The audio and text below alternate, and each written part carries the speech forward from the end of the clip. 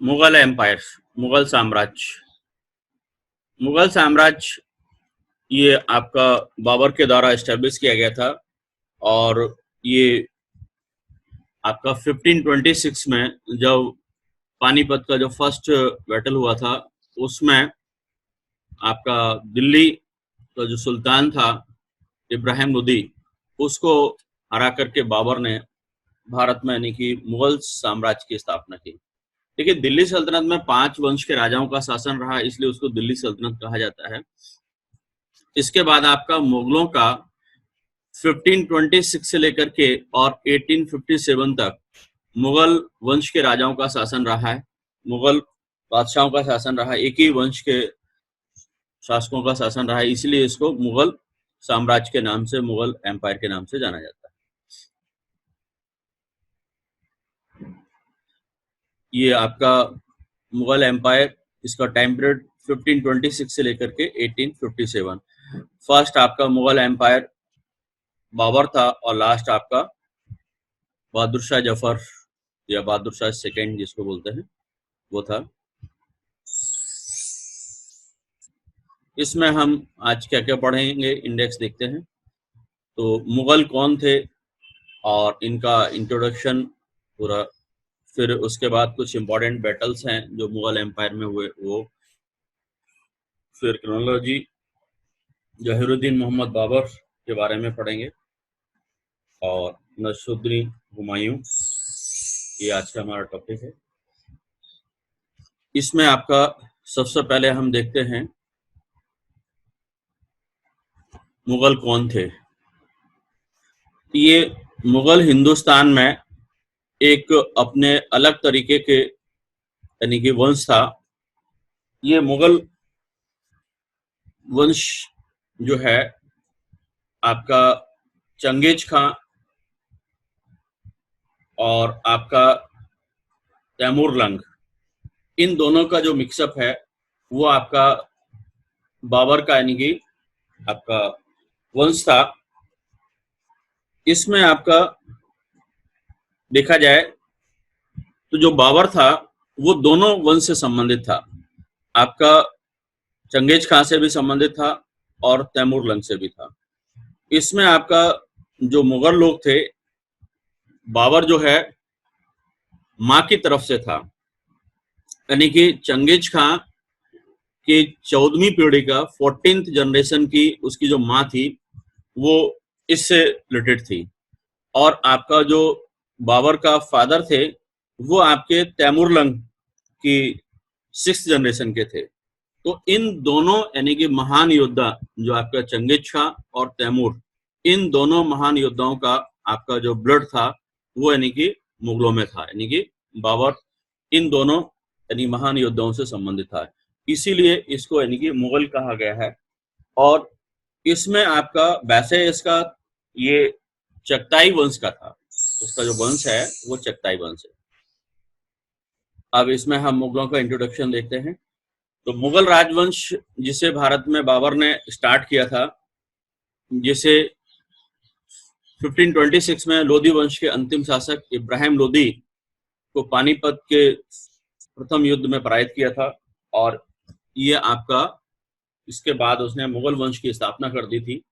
और मुगल वंश आपका 1857 तक 1857 की क्रांति में जो अंतिम मुगल बादशाह था बहादुर शाह जफर, इस बहादुर शाह जफर को यानी कि लास्ट था, इसको बाद में अंग्रेजों ने यानी कि गिरफ्तार करके हटा करके और रंगून भेज दिया था।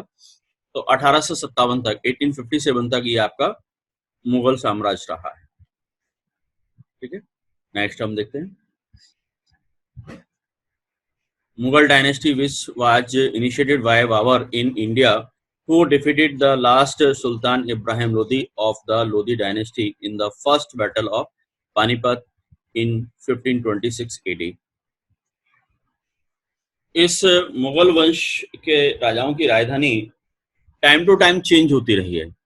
आपका बाबर के टाइम ये आपकी आगरा राजधानी थी, क्योंकि देखा जाए तो सिकंदर लोदी ने ही आपकी दिल्ली सल्तनत की राजधानी दिल्ली से चेंज करके आगरा कर ली थी। इब्राहिम लोदी के समय भी आगरा थी, और बाद में जब मुगल बादशाह आपका बाबर यहाँ का बादशाह बना तो आगरा को ही उसने अपनी राजधानी रखा था। और ये आगरा आपके 1526 से लेकर के 1571 तक, यानी कि अकबर के टाइम तक ये रही। फिर बाद में अकबर ने इसको, जब फतेहपुर सीकरी इसका निर्माण कर लिया था, एक नया शहर बना लिया था आपके आगरा के पास में ही, तो फिर फतेहपुर सीकरी को ये आपकी मुगल कैपिटल रखी थी। और ये आपका 1571 से लेकर के 1585 तक ये अकबर के टाइम रही फतेहपुर सीकरी। इसके बाद आपका लाहौर, ये आपकी कैपिटल रही है। और ये लाहौर आपकी अकबर के समय ही रही है। ये आपका 1585 से लेकर के 1598 तक लाहौर इसकी कैपिटल रही। इसके बाद आपका लाहौर के बाद फिर चेंज हुई और ये फिर आगरा कर दी गई। और आगरा आपका अकबर के समय ही 1598 से लेकर के 1648 तक ये आपकी आगरा कैपिटल रही। और इसके बाद आपका शाहजहानाबाद ये दिल्ली में ट्रांसफर कर दी गई। और फिर ये लगातार आपकी 1648 से लेकर के और 1857 तक कंटिन्यू आपकी दिल्ली ही राजधानी रही।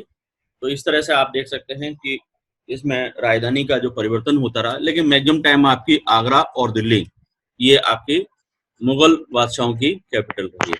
नेक्स्ट हम देखते हैं, ये देखिए आपको आपका इंडिया का मैप है।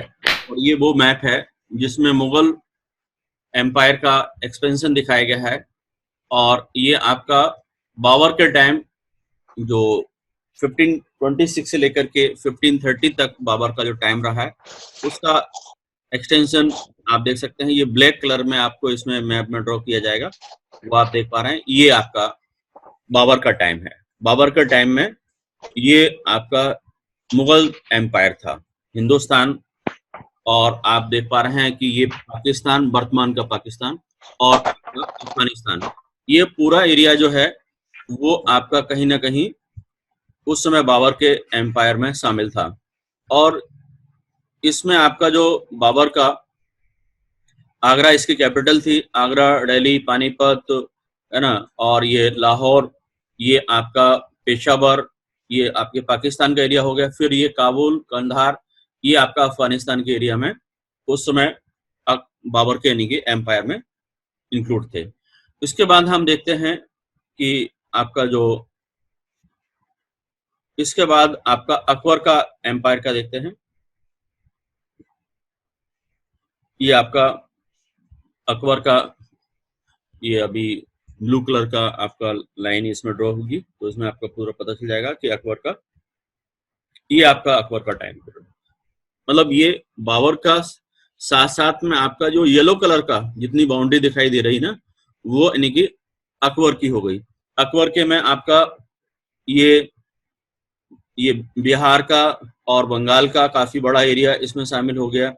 और इधर आपका जो राजस्थान में मेवाड़, जैसलमेर, है ना, और आपका गुजरात, ये आपका एमपी का मालवा का एरिया पूरा, और आपके महाराष्ट्र में बरार तक यानी कि ये पूरी बाउंड्री हो गई थी। और इधर फिर आपका अफगानिस्तान में भी और एरिया काफी बड़ा हो गया था। तो इस तरीके से अकबर का ये कश्मीर वगैरह भी अकबर ने जीत लिया था। ये अकबर के काफी बड़ा इसमें एक्सटेंड हुआ है। 1605 यानी कि 1605 में ये आपकी मुगल एम्पायर की बाउंड्रीज हैं। इसके बाद हम देखते हैं आपका ये मैक्सिमम जो बाउंड्री है ये आपकी औरंगजेब के समय हो गई थी। आपका देखते हैं ये ऑरेंज कलर में आप देखेंगे, ये देखिए इंडिया का जो मैक्सिमम पार्ट है वो यानी कि आपके औरंगजेब के टाइम मुगल एम्पायर में शामिल हो चुका था। इसमें आपका ये पिंक कलर की जो बाउंड्री का जो अलग से दिखाई दे रहा है, ये पिंक कलर में आपका, इसमें आप देख पा रहे हैं कि ये आपका पिंक कलर जो है ये बाद में औरंगजेब के टाइम तक ये जीता गया है। ये अकबर के बाद शाहजहां और औरंगजेब के टाइम ये पिंक कलर का ये देख पा रहे हैं, ये बाउंड्री है, ये बाद में आपकी अकबर के बाद यानी कि जहांगीर, शाहजहां और आपका औरंगजेब। औरंगजेब का टाइम तक ये मैक्सिमम हो चुका था। सिर्फ ये आपका थोड़ा सा पार्ट साउथ में है, ये सिर्फ रह गया था, इसको नहीं जीत पाया था औरंगजेब, क्योंकि उसके बाद आपके औरंगजेब के समय नॉर्थ इंडिया में काफी ज्यादा यानी कि रिवोल्ट होने लगे थे, इस वजह से उसको साउथ से नॉर्थ में जाना पड़ा था। ये आपका मैक्सिमम बाउंड्री है, वो आपका औरंगजेब के टाइम में। तो मुगल एम्पायर में सबसे बड़ी बाउंड्री थी वो आपकी औरंगजेब की थी, और दिल्ली सल्तनत में सबसे बड़ी बाउंड्री थी तो वो आपकी मोहम्मद बिन तुगलक की थी। और इसमें एक खास बात ये भी है कि मुगल साम्राज्य में सबसे ज्यादा आपके रिवोल्ट जो हुए हैं तो वो औरंगजेब के अगेंस्ट हुए थे। इसी टाइप से आपका दिल्ली सल्तनत में सबसे बड़ा आपका जो एम्पायर था वो मोहम्मद बिन तुगलक का था, तो उसके टाइम भी सबसे ज्यादा विद्रोह हुए। तो जिसके समय ज्यादा बड़ा साम्राज्य रहा तो विद्रोह भी उसी के टाइम ज्यादा हुए हैं। तो ये आपकी खास बात। अब आप देखें इसमें इनका जो मुगल लोग थे, इनका रिलीजन आपका क्या था, वो इस्लाम था।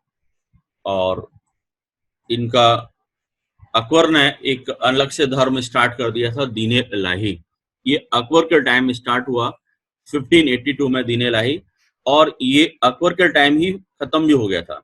दीन इलाही जो है वो अकबर ने स्टार्ट किया था और अकबर के टाइम ही फिनिश हो गया था। ये आपका दीन इलाही ये 1582 में स्टार्ट हुआ और अकबर की डेथ हुई 1605 में।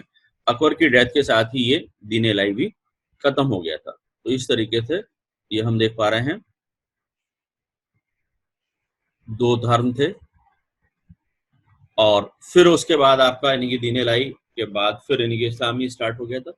तो आपका एक तो इस्लाम धर्म रहा, दूसरा यानी कि एक नया धर्म दीन इलाही अकबर के द्वारा स्टार्ट किया गया था, ये मुगल बादशाहों का धर्म रहा। इसमें अब आप देखते हैं कि जो बादशाह है कौन, सबसे पहले आपका बाबर हुआ है 1526 से लेकर के 30 तक, 4 साल ये पहला। और लास्ट आपका है तो वो आपका बहादुर शाह जफर, ये लास्ट मुगल एम्पायर था। ये इसका टाइम पीरियड है वो 1837 से लेकर के 1857 तक। तो और इसके समय जो करेंसी थी वो आपकी रुपया सबसे ज्यादा चलता था। ठीक है, ये मुगल एम्पायर का फ्लैग है जो आप देख पा रहे हैं। ठीक है, इसमें आपका शेर, सूर्य, ये ग्रीन कलर का।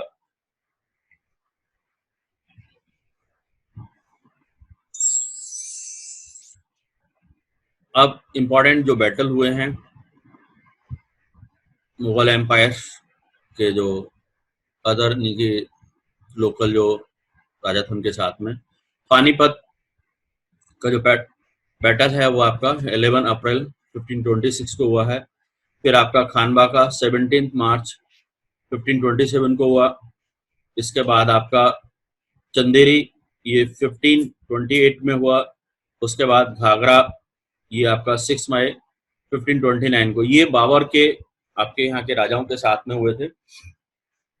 उसके बाद चौसा का ये आपका 7 जून 1539 को, ये शेरशाह सूरी आपका और हुमायूं के बीच में हुआ था। उसके बाद कन्नौज या बिलग्राम का बैटल है, ये भी आपका 17 मई 1540 को आपका शेरशाह सूरी और आपका हुमायूं के बीच में हुआ था। और इस युद्ध में हारने के बाद हुमायूं भारत से बाहर निकल गया था। और इसके बाद आपका दिल्ली का जो बैटल हुआ है वो 7 अक्टूबर 1556 को। और इसके बाद सेकेंड बैटल ऑफ पानीपत ये 5 नवंबर 1556 को। और आपका बैटल ऑफ हल्दी घाटी ये बहुत ही इम्पोर्टेंट है, ये महाराणा प्रताप और अकबर की सेना के सेनापति मान सिंह के बीच में हुआ था।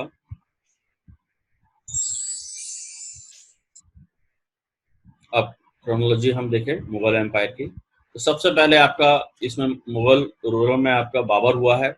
इसका टाइम पीरियड है वो 4 ईयर का है। ये ड्यूरेशन इसका है 1526 से लेकर के और आपका 1530 तक। ये आपका 4 ईयर का टाइम पीरियड बाबर का है। बाबर की डेथ के बाद फिर उसका बड़ा बेटा हुमायूं ये गद्दी पर बैठा, और हुमायूं का जो टाइम पीरियड है वो 1530 से लेकर के 1540 तक, यानी कि 10 ईयर का। उसके बाद ये 15 ईयर्स यानी कि भारत से माइग्रेट होकर के रहा, और ये फिर आपका एक साल 1555 से लेकर के 56 तक, मतलब टोटल टाइम पीरियड 11 ईयर्स का है हुमायूं का। और हुमायूं के बाद फिर आपका अकबर अकबर ये 49 ईयर्स तक रहा है, आपका 1556 से लेकर के 1605 तक, ये आपका अकबर का रहा। फिर जहांगीर 1605 से लेकर के 1627 तक, यानी कि आपका 22 ईयर्स जहांगीर का टाइम पीरियड रहा है। और आपका शाहजहां ये 1627 से लेकर के 1658 तक, यानी कि 31 वर्षों तक इसने शासन किया। और इसके बाद आपका औरंगजेब औरंगजेब आपका 1658 से लेकर के और 1707 तक, यानी कि 49 ईयर्स रहा है। तो ये अकबर और औरंगजेब ये दोनों का जो टाइम पीरियड है वो आपका 49 ईयर्स का है। और इसमें भी हम यदि महीनों का डिफरेंस देखेंगे तो अकबर से थोड़ा सा ज्यादा यानी कि औरंगजेब का है। तो ये पूछा जाता है क्वेश्चन कि मुगल बादशाहों में सबसे लंबे टाइम तक आपका शासन किसने किया है, तो वो आपका औरंगजेब है। वैसे 49 ईयर्स दोनों का ही है, अकबर और आपका औरंगजेब का। इसके बाद आपके औरंगजेब के उत्तराधिकारी हैं जिनमें बहादुर शाह फर्स्ट, ये 1707 से लेकर के 1712 तक है, 5 ईयर का इसका टाइम पीरियड है।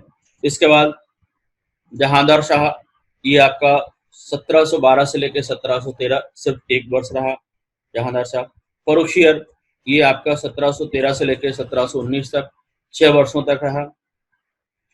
उसके बाद आपका रफी उद्दरजात और आपका रफी उद्दौला, ये आपके दोनों ही बहुत कम टाइम पीरियड के लिए रहे हैं, यानी कि दोनों 4-4 महीने के लिए रहे हैं, सिर्फ 1719 में ही। और उसके बाद नेक्स्ट ईयर ये आपका 1719 कुछ टाइम पीरियड के लिए रहा। तो 1719 में आपके 4 ये हो गए, और एक आपका 5वां ये मोहम्मद इब्राहिम कुछ समय के लिए, और 6वां आपका मोहम्मद रोशन अख्तर, यानी कि 1719 ईयर में, यानी कि 1719 वाले साल में 6 यानी कि शासकों ने शासन कर लिया। उसके बाद आप ये 29 ईयर्स रहा है इसका मोहम्मद शाह रोशन अख्तर का 29 ईयर्स का, जिसको हम मोहम्मद शाह रंगीला भी बोल देते हैं। अहमद शाह ये आपका 1748 से लेकर के 1754 तक 6 ईयर्स का इसका टाइम पीरियड रहा है। उसके बाद आपका ये आलमगीर सेकंड, ये भी आपका 1754 से लेकर के 1759 तक रहा है, ये 5 ईयर्स का इसका टाइम पीरियड। इसके बाद शाह आलम सेकंड, ये आपका 1759 से लेकर के 1806 तक, यानी कि 47 ईयर्स तक ये रहा है। यानी कि आपका ये कह सकते हैं कि अकबर और औरंगजेब के बाद सबसे ज्यादा बड़ा टाइम पीरियड रहा है तो वो शाह आलम सेकंड का रहा है।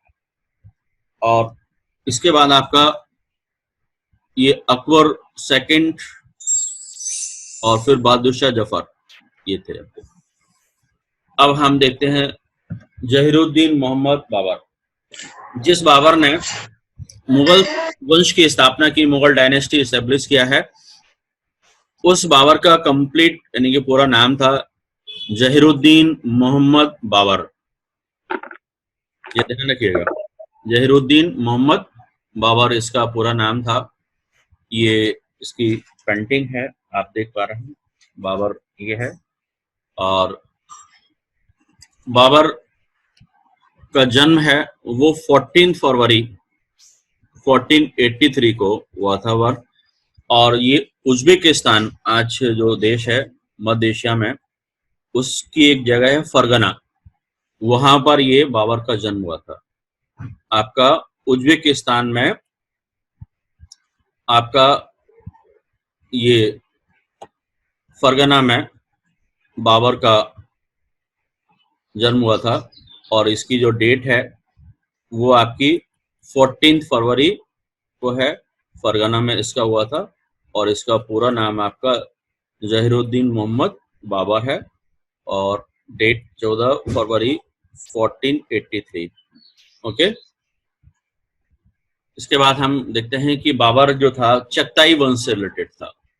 ये आपका इसका जो डायनेस्टी है वो कौन सी थी? चगताई थी। और बाबर अपने पिता का नाम था शेख उमर मिर्जा। क्या नाम था? शेख उमर मिर्जा की डेथ के बाद आपकी 11 वर्ष की उम्र में यानी कि शासक बन गया था। बहुत छोटी उम्र में ये गद्दी पर बैठ गया था। बाबर का भारत के विरुद्ध किया गया पहला जो अभियान था वो 1519 में यूसुफ जाति के विरुद्ध हुआ था। यानी कि ये आपका फरगना का शासक था और उसमें काबुल, कंधार ये सभी क्षेत्र उसके साम्राज्य में आते थे बाबर के में। लेकिन बाद में इसके रिश्तेदारों ने इससे ये छीन लिए थे। तो काबुल, कंधार जब इसके हाथ से निकल गए तो फिर इसने अपनी किस्मत को भारत की तरफ आजमाने की कोशिश की।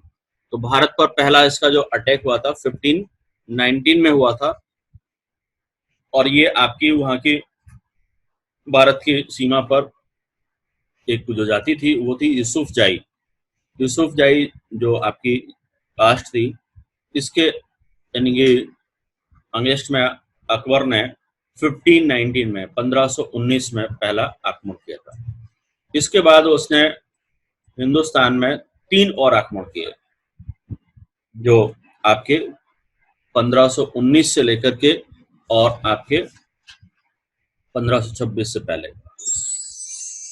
ये देख पा रहे हैं, ये फरगना है आपका, ये उज्बेकिस्तान का पार्ट है और ये तजाकिस्तान है, ये इंडिया है और बीच में ये आपके अफगानिस्तान और पाकिस्तान वाला एरिया पूरा, ये पाकिस्तान, ये अफगानिस्तान, ये उज्बेकिस्तान। भी मैप में आपको मैं दिखाता हूँ। ये आपका फरगना है जहां पर यानी कि बाबर का साम्राज्य था और ये देख पा रहे हैं आप, ये उज्बेकिस्तान है। इसी उज्बेकिस्तान का पार्ट आपका फरगना है। ठीक है, देखिए इसमें आपकी ये आपका तजाकिस्तान, तुर्कमेनिस्तान है ना, और आपका ये उज्बेकिस्तान पूरा देश दिखाई दे रहा है। यहाँ पर जाकर के ये आपका फरगना है। मैं आपको पॉइंट करके बताता हूँ। ये देखिए, ये आपका फरगना है, ये पूरा उज्बेकिस्तान है यहाँ से लेकर के यहाँ तक। इसके आपका ये फरगना है, ये तजाकिस्तान है, इधर आपका किर्गिस्तान है और फिर ये आपका नीचे अफगानिस्तान और इंडिया का पार्ट है। अभी और क्लियर हम आपको इसमें मैप में करते हैं। बाबर को भारत पर आक्रमण करने के लिए आमंत्रित करने के पीछे संभवतः कुछ कारण इस प्रकार थे कि भारत पर क्यों आक्रमण किया गया। तो एक तो यह था कि पंजाब का सूबेदार था दौलत खान, ये यानी कि अपना स्वतंत्र अस्तित्व बनाए रखने के लिए इब्राहिम लोदी के खिलाफ इसने बाबर को आमंत्रित किया था। और दूसरा बाबर को आमंत्रित किया था आलम खां। ये यानी कि आलम खां जो था दिल्ली की गद्दी पर बैठना चाहता था। ये आपका इब्राहिम लोदी का चचेरा भाई था। तो ये सभी लोगों की महत्वाकांक्षाएं थी और ये इब्राहिम लोदी को हरा नहीं सकते थे, इसीलिए भारत पर यानी कि अटैक करने के लिए बाबर को इन्होंने आमंत्रित किया था।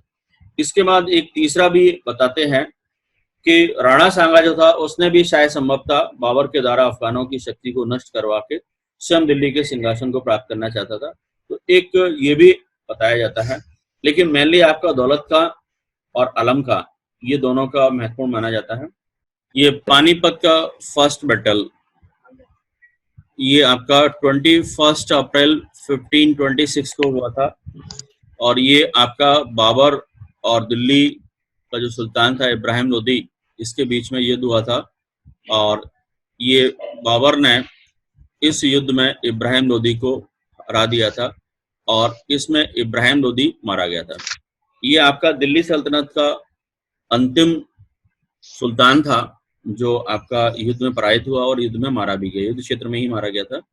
और इसके बाद बाबर ने भारत में आपकी मुगल साम्राज्य की स्थापना की थी। और इस आपका युद्ध में तोपों को सजाने में उसने उस्मानी विधि, रूमानी विधि का प्रयोग किया था। और ये तुलगमा युद्ध पद्धति का भी उसने यूज किया था। तुलगमा युद्ध पद्धति ये आपकी मंगोलों की थी, उज्बेकों ने फिर सीखा और उज्बेकों से आपका यानी कि ये बाबर ने सीखा था। इस तुलगमा पद्धति में यानी कि जो सेना होती थी उसको 5 भागों में बांट दिया जाता था और इसमें हर समय यानी कि 3 टुकड़ियां युद्ध लड़ती थी और 2 रिजर्व रहती थी। और जब इनमें से कोई भी थक जाती थी तो वो बाद में उसको रिजर्व टुकड़ी को भेजा जाता था। इस तरीके से ये उसने आपका पॉलिसी को फॉलो किया था। इसके बाद आपका 1 अप्रैल 1526 को बाबर ने पानीपत के प्रथम युद्ध में दिल्ली के शासक इब्राहिम लोदी को पराजित कर दिया था। दिल्ली और आगरा के अधीन हो गए थे ये। किसके? आपके मुगलों के अधीन हो गए थे, ठीक है। और इस युद्ध के बाद बाबर ने अपने सैनिकों और अपने संबंधियों को चांदी के सिक्के उपहार में दिए थे। इसी कारण के उदारता की वजह से इसको आपका एक नया नाम मिल गया था, वो था कलंदर। कलंदर के नाम से ये फेमस हो गया था अपने संबंधियों को, यानी कि काफी ज्यादा पैसा दान करने की वजह से।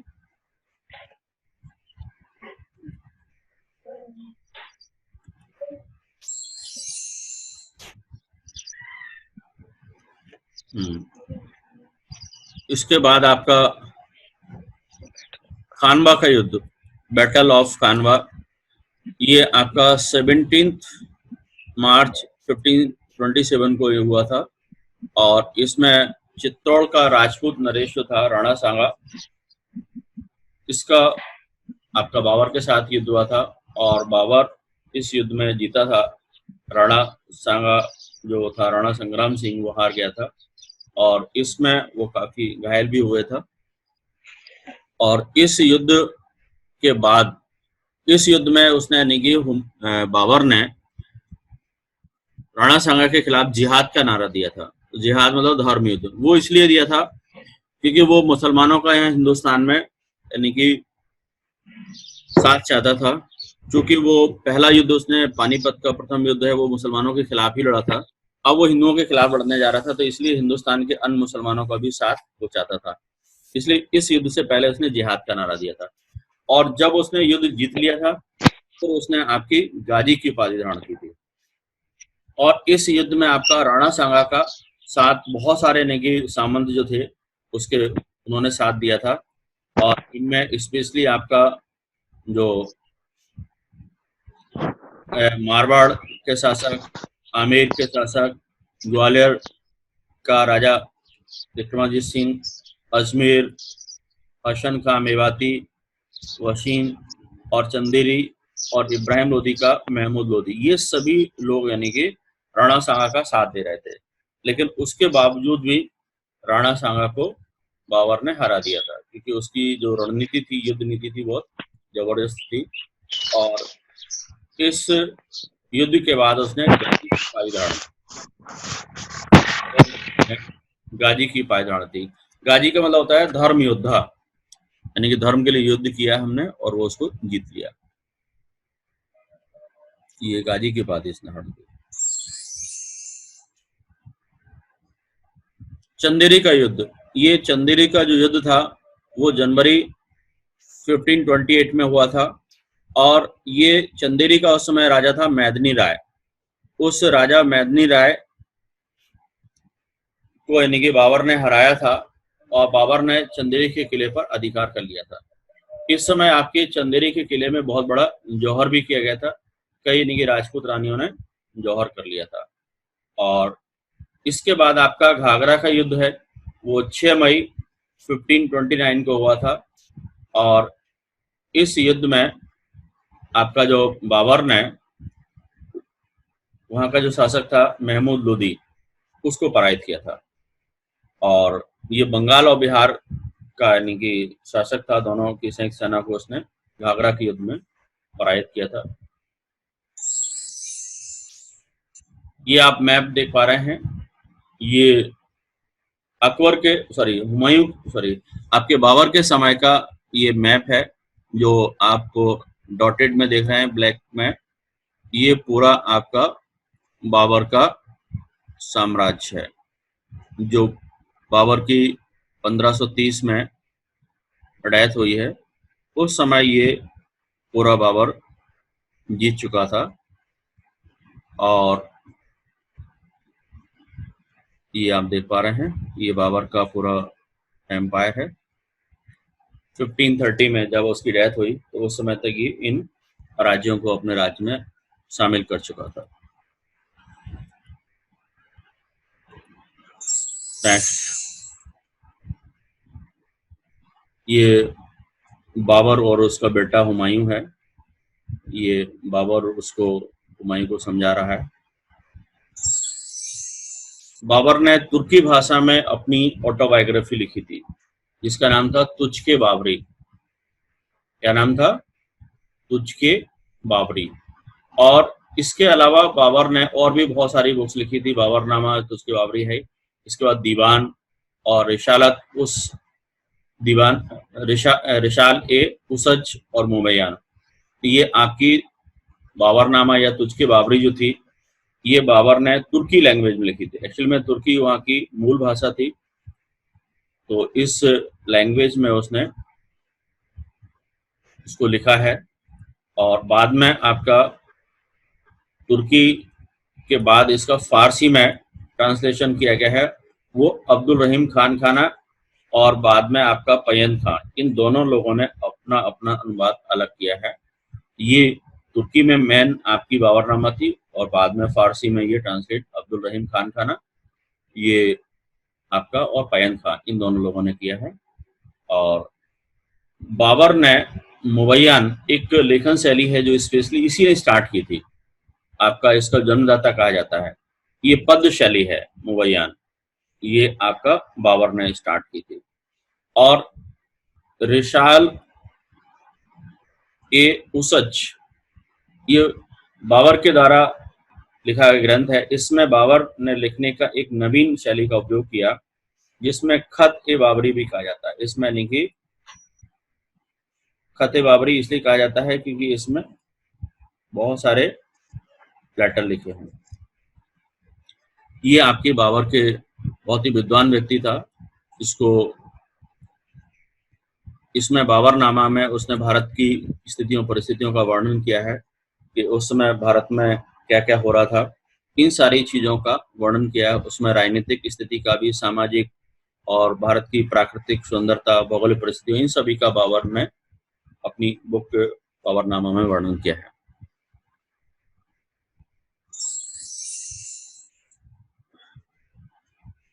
हाँ, बाबर की जो डेथ है वो 1530 में हुई थी। तो सबसे पहले उसको आगरा में दफनाया गया और अंतिम रूप से फिर बाबर की इच्छा अनुसार उसको काबुल ले जाया गया, क्योंकि पहले तो यहीं दफना दिया गया था, लेकिन उसकी जब इच्छा का पता चला कि वो यानी कि चाहता था कि उसको यानी कि उसके जो गृह राज्य है वहां पर ले जाया जाए और वहीं पर दफनाया जाए, तो फिर आगरा के आराम बाग से निकाल करके फिर उसको दोबारा से जा करके काबुल में दफनाया गया था। और आज इसका जो मकबरा है वो काबुल में ही है। ये बाबर जो है हिंदुस्तान में केवल 4 वर्ष शासन कर पाया और लगभग 48 ईयर में उसकी डेथ हो गई थी। और बहुत कम एज में उसकी डेथ हो गई थी और ये आगरा में उसकी डेथ हुई थी। और ऐसा कहते हैं कि हुमायूं बीमार हुआ था और बाद में एक वैद्य को लाया गया, तो उसने कहा कि आप अपने बेटे को तो ठीक कर सकते हैं, लेकिन ये कि उसकी बीमारी आपको अपने ऊपर लेना पड़ेगी। ऐसा नहीं कि एक किंवदंती है। तो यही है कि हुमायूं जिस पलंग पर लेटा था, तो उसके चारों तरफ बाबर ने चक्कर लगाया और उस चारपाई पर बैठ गया आकर के, और हुमायूं की बीमारी बाबर पर ट्रांसफर हो गई थी, ऐसा बताते हैं, लेकिन ऐसा एक्चुअल में नहीं था। उसको यानी कि पेचिस की बीमारी हो गई थी, जिसकी वजह से वो उसकी डेथ हुई थी और आगरा में उसको दफनाया गया, बाद में काबुल ले जाया गया। विहिजाद, ये बाबर के समय का एक बहुत ही फेमस चित्रकार था, जिसको पूर्व का राफेल भी कहा जाता है। राफेल जो आपका जो पश्चिमी देशों में उस समय आपका रेनेसां हुआ था, पुनर्जागरण हुआ था, उसी में एक राफेल बहुत बड़ा चित्रकार था, वही इसको नाम दिया जाता है विहिजाद को। और बाबर के द्वारा यानी कि आपके जो सिक्के चलाए गए थे, उनको शाहरुख और बाबरी के नाम से इनके सिक्कों को जाना जाता है बाबर के। नेक्स्ट हम देखते हैं। ये देखिए, बाबर के द्वारा हिंदुस्तान में कई बिल्डिंग बनाई गई, लेकिन ये बाबर का आपका मकबरा है जो अफगानिस्तान में काबुल में है। ये बाबर को यानी कि बहुत बड़ा हीरो माना जाता है अफगानिस्तान में। उसका ये मकबरा है, आप देख पा रहे हैं, इसमें आपका मेहराब भी है ना, और बहुत शानदार तरीके से मार्बल का इसमें यूज करके बनाया गया है इसको। इसके बाद आपका ये बाबरी मस्जिद, जो ऐसा बताते हैं कि राम जन्मभूमि जो मंदिर था, उसको बाबर के सेनापति जो मीर बाकी था, उसने उस स्ट्रक्चर को तोड़ करके इस मस्जिद को बनाया था। बाद में इस मस्जिद को यानी कि जो मूल ढांचा था उसको ढा दिया गया था, और अभी कोर्ट ने भी डिसीजन दे दिया गया है कि अब मस्जिद को यहाँ से हटा दिया जाएगा और राम जन्मभूमि में जो राम मंदिर का निर्माण होगा इसी जगह पर। उसके बाद आपका बाबर के टाइम ये बिल्डिंग देख पा रहे हैं, ये आपकी मस्जिद है, और इस मस्जिद में आपका ये बड़ा सा गुम्बद है मेन गेट पर, साइड में आपकी मीनारें हैं, और ये उत्तर प्रदेश के आपके संभल में जामा मस्जिद है, शाही जामा मस्जिद, ये उत्तर प्रदेश में है। ये भी आपके इसके द्वारा बनवाई गई थी, बाबर के द्वारा। इसके अलावा हिंदुस्तान में एक और उसने बिल्डिंग बनवाई थी, ये काबुली बाग मस्जिद है। ये आपका पानीपत में है। काबुली बाग मस्जिद ये आपका काबुल में जो पैटर्न था, वो यानी कि चारों तरफ इसमें गार्डन होंगे और यानी कि बीच में बिल्डिंग होगी, उसी पैटर्न पर ये आपकी बाबर के द्वारा पानीपत में ये बिल्डिंग बनवाई गई। ये आपका बाबर फिनिश हुआ। इसके बाद आपका नसरुद्दीन मोहम्मद हुमायूं, ये आपका बाबर का सबसे बड़ा बेटा था। बाबर के टोटल 4 बेटे थे, इनमें सबसे बड़ा आपका हुमायूं है। हुमायूं का जन्म जो है आपका काबुल में हुआ था 6 मार्च 1508 में, और इस का काबुल में जन्म हुआ था। इसकी माँ का नाम माहम बेगम था। माहम बेगम का एक बेटा था, और इसकी कई शादियां हुई थी। मतलब इसकी पत्नियों में आपकी हुमायूं की हमीदा बानो बेगम इसकी पत्नी थी, बेगा बेगम और वेगेह बेगम, और आपका चांद बीबी, हाजी बेगम, महाचूचक, मिबेजान और शहजादी खानम, ये उसकी सारी वाइफ थी।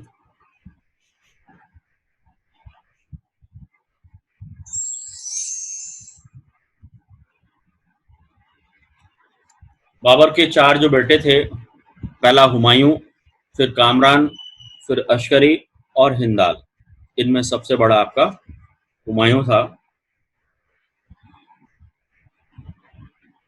हुमायूं को उत्तराधिकारी बनाने के साथ साथ में बाबर ने हुमायूं को ये भी इंस्ट्रक्शन दिया था कि आप अपने भाइयों के बीच में अपने राज का बंटवारा कर देंगे, और इसी वजह से बाबर ने अपने भाइयों के बीच में जब बंटवारा किया राज का, तो उसमें अपना जो भाई था इसका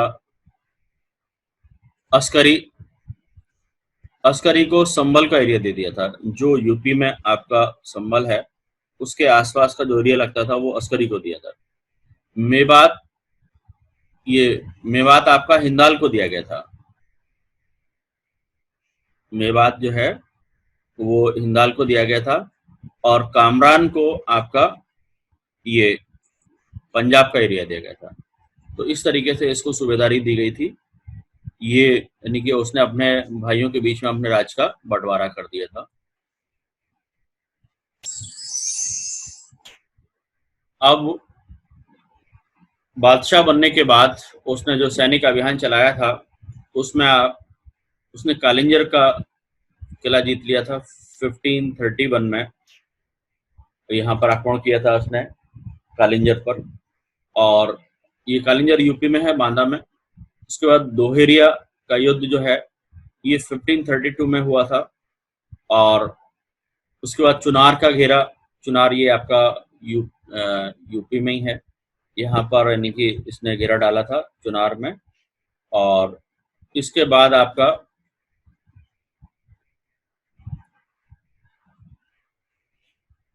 बहादुर शाह से युद्ध किया था। ये गुजरात का शासक था बहादुर शाह, ये 1535-36 में। और फिर दो युद्ध आपके शेरशाह सूरी के साथ में हुए। एक चौसा का युद्ध आपका 1539 में, और दूसरा आपका कन्नौज या बिलग्राम का युद्ध, ये आपका 1540 में हुआ है। और इन दोनों युद्धों के बाद आपका जो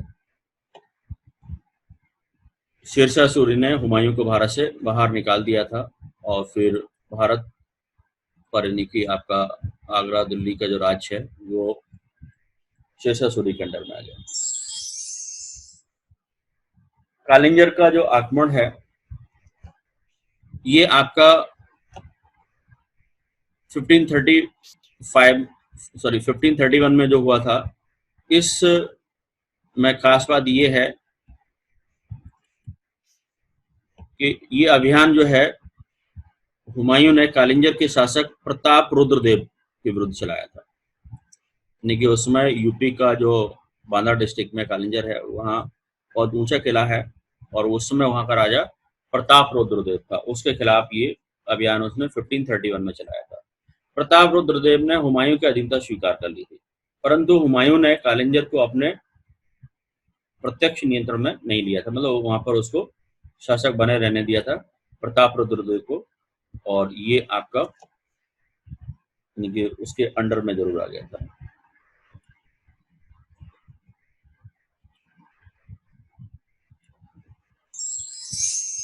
उसके बाद है दोहरिया का युद्ध, जो आपका 1532 में ये आपका दोहरिया का युद्ध हुआ है। ये महमूद लोदी जो था आपका बिहार का शासक था, महमूद लोदी की अफगान सेना और हुमायूं की सेना के बीच में ये हुआ था। कब हुआ था? 1532 में हुआ था, और इसमें हुमायूं ने उसको हरा दिया था। किसको हरा दिया था? महमूद लोदी को हरा दिया था। इसके बाद चौसा का युद्ध, ये चौसा का युद्ध है, ये बहुत ही महत्वपूर्ण युद्ध है। ये आपका 26 जून 1539 को हुआ था, और ये हुमायूं और शेरशाह सूरी की सेना के बीच हुआ था। इसमें गंगा नदी के उत्तरी तट पर जो चौसा गांव है, गंगा नदी के किनारे, इसमें उसने हरा दिया था। किसने हरा दिया था? शेरशाह सूरी ने हुमायूं को हरा दिया था। और ये युद्ध में खास बात ये था कि हुमायूं अपनी गलतियों की वजह से ही हार गया था, क्योंकि वो काफी वक्त उसने यानी कि वहीं गुजार दिया था, और इसका फायदा यानी कि शेरशाह सूरी ने उठाया था, और बाद में इसको भागना पड़ा था, और ये गंगा नदी को पार किया था। इस गंगा नदी को पार करवाने में उसने एक भिश्ती जो है, जो पानी का छिड़काव करते हैं ना, आपने देखा हो कि लेदर के उसमें बैग में पानी भर के और छिड़काव करते हैं, उनको भिश्ती कहा जाता है। तो उसको यानी कि गंगा नदी के तट को इसने पार करवाया था भिश्ती ने हुमायूं को। तो हुमायूं ने उसको यानी कि एक दिन का राजा बना दिया था, और इसी समय उसने चमड़े के सिक्के चला दिए थे भिश्ती ने। ये गुजरात के शासक बहादुर शाह ने आपका 1534 में आपका अटैक किया था चित्तौड़ पर। तो जब चित्तौड़ पर अटैक किया तो उस समय चित्तौड़ की जो राणा सांगा की विधवा रानी थी, कर्णावती या कर्मावती, उसने नहीं कि हुमायूं से मदद मांगी थी। किसके खिलाफ? बहादुर शाह के खिलाफ। और उसके लिए राखी भी भेजी थी कि आप मेरी मदद करें। लेकिन उस समय उसने हुमायूं ने उस पर ध्यान नहीं दिया और बहादुर शाह के खिलाफ यानी कि रानी कर्मावती की मदद नहीं की थी। लेकिन बाद में आपका 1 साल बाद ही हुमायूं ने बहादुर शाह को, जो गुजरात का शासक था, उसको हरा दिया था।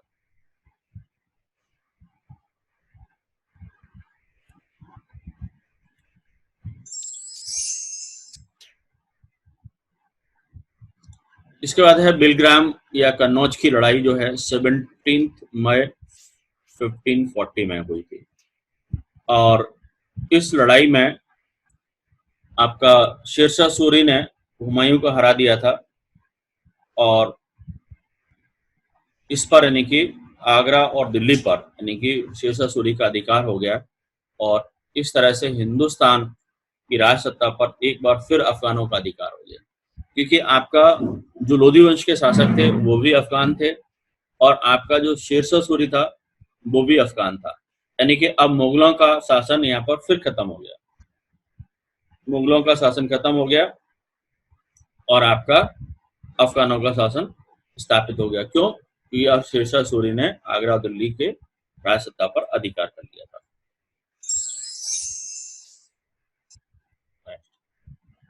शेरशाह सूरी से यानी कि पराजित होने के बाद ये 1540 से लेकर के और 1555 तक यानी कि पूरे 15 सालों तक ये हिंदुस्तान में से बाहर रहा और इस समय उसको यानी कि निर्वासित जीवन व्यतीत करना पड़ा।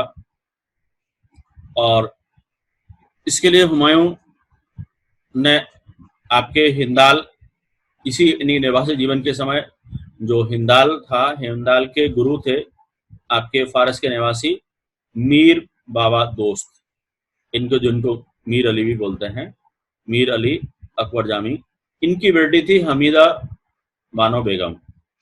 इस हमीदा बानो बेगम से आपका हुमायूं ने 29 अगस्त 1541 को निकाह कर लिया था और बाद में इसी हमीदा बानो बेगम से यानी कि अकबर जैसा महान सम्राट पैदा हुआ था। ये शेरशाह सूरी का खास बात यह है कि जब यानी कि शेरशाह सूरी से डिफीट खाने के बाद हुमायूं आपका पहले सिंध गया था और सिंध में वहां पर उसने यानी कि आपका एक तरह से जंगली जीवन यानी कि घुमंतू जीवन व्यतीत किया था।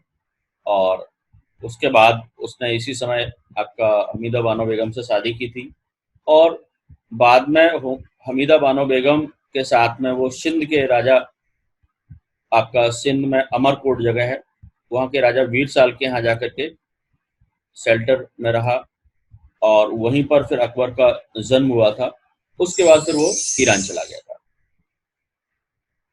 यानी कि आपका हुमायूं जो था शेरशाह सूरी से हारने के बाद यानी कि 15 सालों तक निर्वासित जीवन व्यतीत करता रहा और हुमायूं को अमरकोट के राजा जो थे, अमरकोट सिंध क्षेत्र में है ये, वहाँ का राजा वीरसाल था, उसने आपका संरक्षण दिया, प्रोटेक्शन दिया और हुमायूं ने फिर भारत से जाकर के ईरान के शासक के दरबार में शरण ली थी।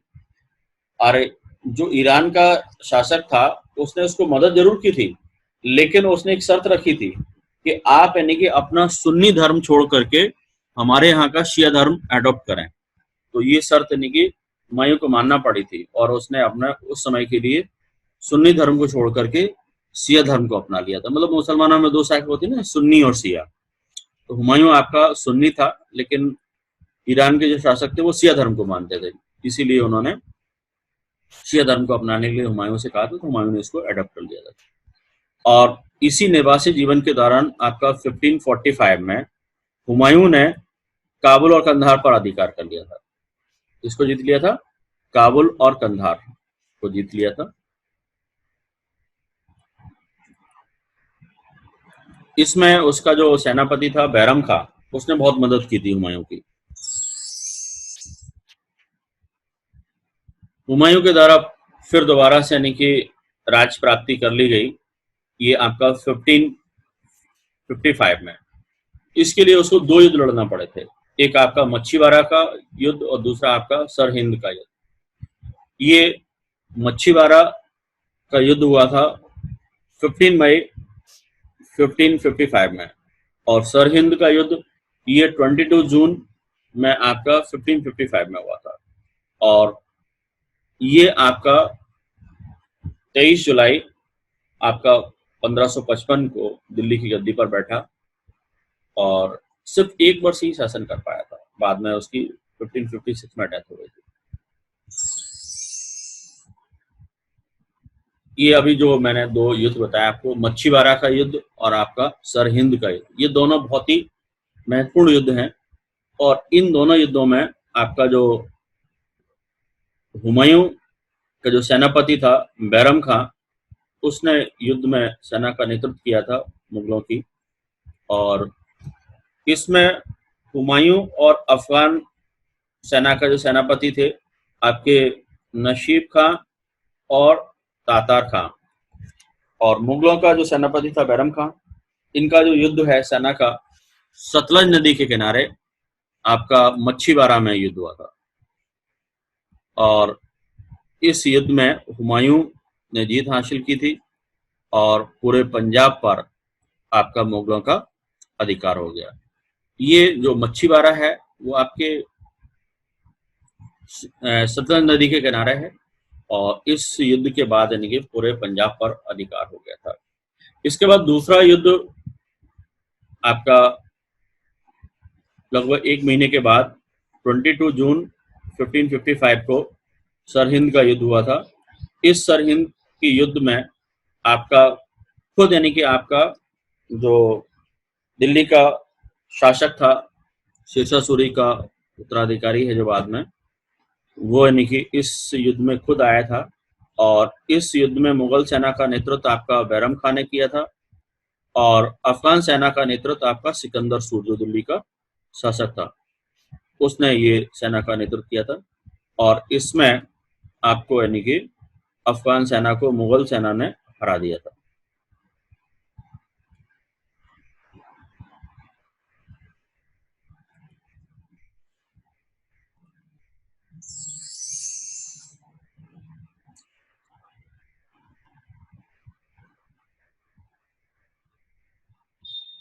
ये आपकी घटना जो है वो जनवरी में हुई थी। ये बहुत दुर्भाग्यपूर्ण घटना है। ये जनवरी 1556 में दिल्ली में दीन पनाह जो बिल्डिंग है उसमें एक लाइब्रेरी है, उसकी सीढ़ियों से गिर करके हुमायूं की डेथ हो गई।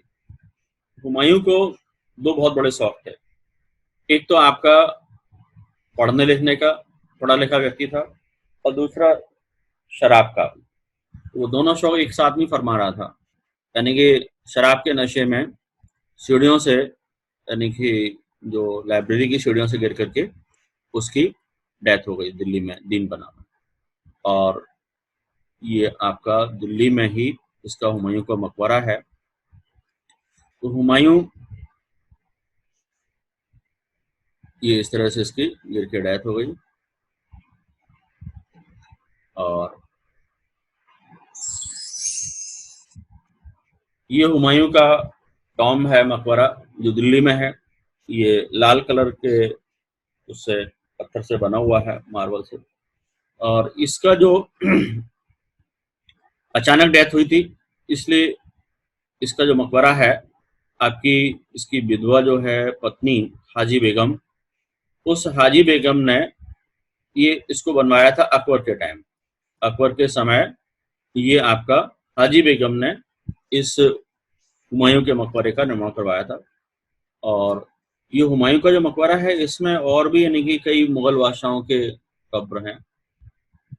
और इस हुमायूं के बारे में एक बहुत बड़े राइटर हैं लेन पूल, उन्होंने स्टेटमेंट दिया था कि हुमायूं गिरते पड़ते इस जीवन से मुक्त हो गया, ठीक उसी तरह जिस तरह से तमाम जिंदगी हुआ है गिरते पड़ते चलता रहा। यानी कि वो जीवन भर ठोकरें खाता रहा, यानी इधर भटकता रहा, क्योंकि आपका विलग्राम युद्ध या कन्नौज के युद्ध के बाद 1540 में उसको हिंदुस्तान का अपना साम्राज्य खोना पड़ा था और पूरे 15 साल तक इधर उधर उसको भटकना पड़ा था। तो ये आपका हुमायूं का स्टेटमेंट दिया गया। और हुमायूं जो है वो आपका एस्ट्रोलॉजी में बिलीव करता था। Humayun believed in astrology, so he made rules for wearing 7 colors on 7 days of the week। तो वो यानी कि आपका ज्योतिष में विश्वास करने की वजह से आपके सप्ताह में 7 दिन होते हैं, तो उसमें अलग अलग रंग के कपड़े पहनता था, यानी कि सभी दिन उसके लिए अलग अलग रंग के कपड़े थे, जिसे आपका मेनली आपका देखा जाता है येलो कलर वो संडे को पहनता था और ब्लैक कलर सैटरडे को पहनता था और मंडे को आपको व्हाइट कलर के वो कपड़े पहनता था। तो यानी कि फिक्स था, पूरे यानी कि 7 डेज में अलग अलग कलर के कपड़े पहनता था। ये हुमायूं के बारे में ज्योतिष विश्वास करता था।